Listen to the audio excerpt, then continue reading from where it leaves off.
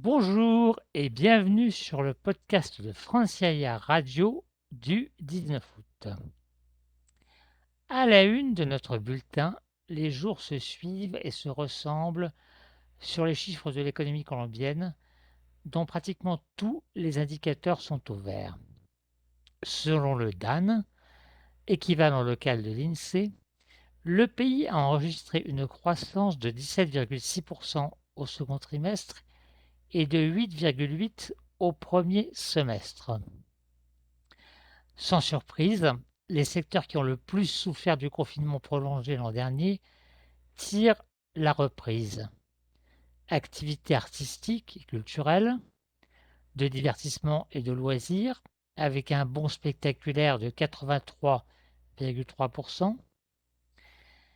C'est la demande intérieure qui reste la plus dynamique, grâce notamment aux investissements dans le secteur des machines et biens d'équipement, plus 58,7%, et l'habitat, plus 29,4%.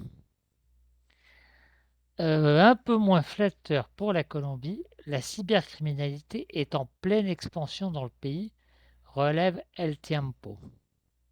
Certes, le phénomène s'est aggravé un peu partout avec les confinements massifs qui ont boosté les transactions en ligne, mais selon un rapport du Centre d'information financière Experian Data Credito, intitulé Global Fraud Report 2021, le pays figure à la troisième place en termes de fraude sur le continent latino-américain et à la sixième en nombre de cyberattaques détectées. Par ailleurs, à un an de la fin de son mandat, le président Ivan Duque continue à renouveler ses équipes. Hier, je vous annonçais la nomination de la nouvelle vice-ministre chargée du commerce extérieur.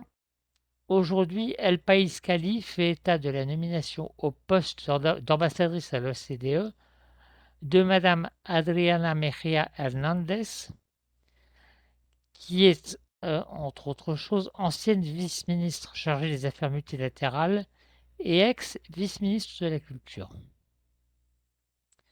Enfin, à noter sur vos agendas, si vous faites partie des secteurs technologie, énergie renouvelable, construction, logistique, finance, transport et pièces détachées automobiles, vous pouvez participer via la Chambre de commerce France-Colombie à la 5e table ronde internationale des chambres binationales qui aura lieu le 7 octobre prochain. Alors, on ne sait pas encore si ça sera en ligne ou présentiel, mais vous pouvez retrouver toutes les informations sur cet événement, les informations disponibles, sur le site france-colombia.com. Voilà, c'est tout pour ce matin. Très bonne journée à tous.